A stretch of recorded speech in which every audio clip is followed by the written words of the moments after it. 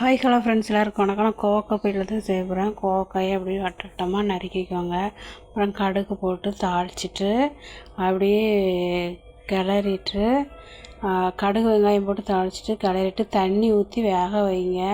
அப்படின்னா தான் வேகும். அப்புறம் இதுக்கு மசாலா தேங்காய், சீரகம், பச்சை மிளகா, மஞ்சத்தூள், கொஞ்சோண்டு மிளகாத்தூளும் போடுங்க. அப்போ தான் கொஞ்சம் டேஸ்ட்டு நல்லாயிருக்கும். வெறும் பச்சை மிளகா போட்டால் நல்லா இருக்காது. தண்ணி விடாமல் அரைச்சிட்டு அப்படியே போட்டு சிம்மில் வச்சே கிளறுங்க. காய் நல்லா எண்ணெய் நான் கம்மியாக தான் ஊற்றுவேன், எண்ணெய் நிறைய ஊற்ற மாட்டேன். ரசம் தான் செய்ய போகிறேன். மிளகு, சீரகம், பூண்டு, வரமிளகா, கருவேப்பிலை, மல்லித்தழை, சீரகம் எல்லாம் தண்ணி விடாமல் கொரகொரப்பாக அரைச்சி வச்சுட்டு தக்காளியும் புளியும் கரைச்சி வச்சுட்டு அப்புறம் கடுகு வெந்தயம் போட்டு தாளிச்சிட்டு அரைச்ச மசாலாவை உள்ளே போட்டு கிளறிட்டு சிம்மில் வச்சுக்கோங்க. நிறைய புகை வரும். அப்புறம் அப்படியே ஊற்றிடுங்க.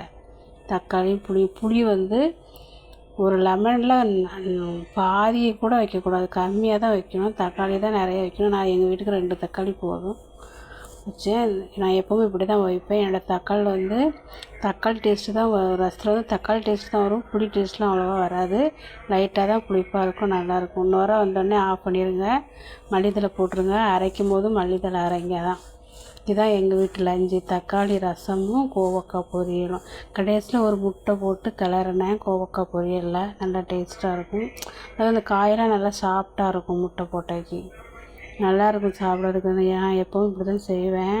அதான் இந்த குழந்தைங்கள்லாம் சாப்பிடுது, இல்லைன்னா சாப்பிட்றதுக்கு அழுகுது. ஒரு முட்டை தான் போட்டேன். நீங்கள் உங்கள் காய்க்கு தகுந்த மாதிரி போட்டுக்கோங்க. ரசம் பாருங்கள். ரசமும் எங்கள் வீட்டு ரசம் சிலவங்க ரசம் ரொம்ப பிடிக்குங்க. புளி நிறைய சேர்த்துருவாங்க. எப்பவுமே ரசத்துக்கு புளி நிறைய சேர்க்காதீங்க. சப்ஸ்கிரைப் பண்ணுங்கள், லைக் பண்ணுங்கள், ஷேர் பண்ணுங்கள்.